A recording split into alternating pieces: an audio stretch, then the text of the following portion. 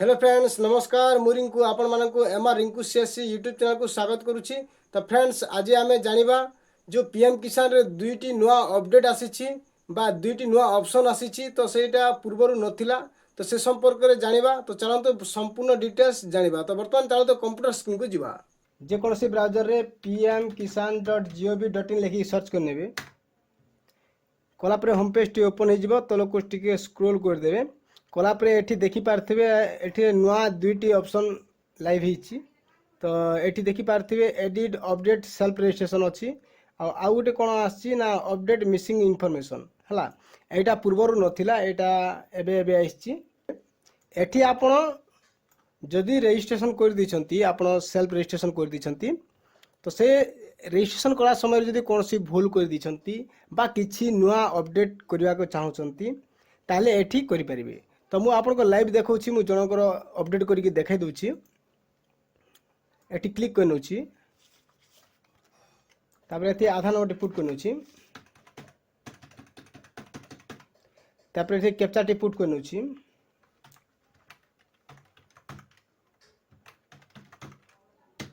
तापर सर्च रे क्लिक करनउछि तो देखि पारथिबे सब डिटेल्स आसी जाइछि। एठी देखि पारथिबे farmer name father name home address state mobile number आउ तांकर फार्मर आईडी तो से करना आंती देखि पारथिबे जदि फार्मर आईडी थले फार्मर आईडी शो करथांता तो एबे वर्तमान कोन ना पीएम किसान पई मैंडेटरी अछि फार्मर आईडी जदि फार्मर आईडी नाही ताले पीएम किसान रे आपण रजिस्ट्रेशन करि पारिबे नाही तो फार्मर आईडी करबा निहाती जरूरी।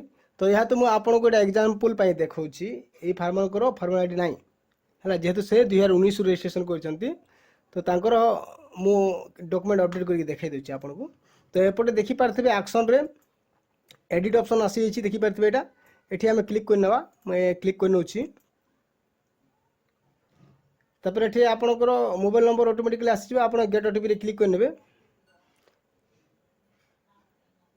तो देखि पारथिबे जेहेतु मु जो फार्मर को करूछि से जेहेतु फार्मर आईडी करिना हंती तेणु से आग को जाऊनी देखि पारथिबे your farmer ID not generate please generate your farmer ID state portal है। तो प्रथमे यदि फार्मर आईडी कला परे ही जहाँ कि चित्र अपडेट करि परिबे जदि आपण मानकर कोनोसी कारण जदि रिजेक्ट हिची आपनकर एप्लीकेशन टी ताले एठी एडिट एवं अपडेट सेल्फ रजिस्ट्रेशन को जाई कि आपण अपडेट करि परिबे।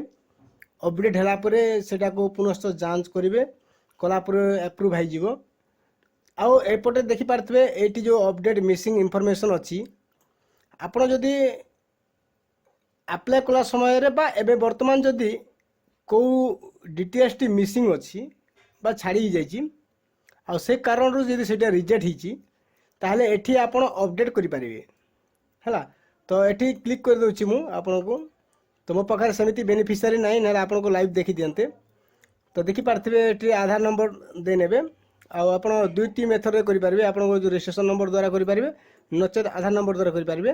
तो एठी आपण केवल जदि आपण को डिटेल्स मिसिंग अछि ताले एठी आपण अपडेट करि परिबे।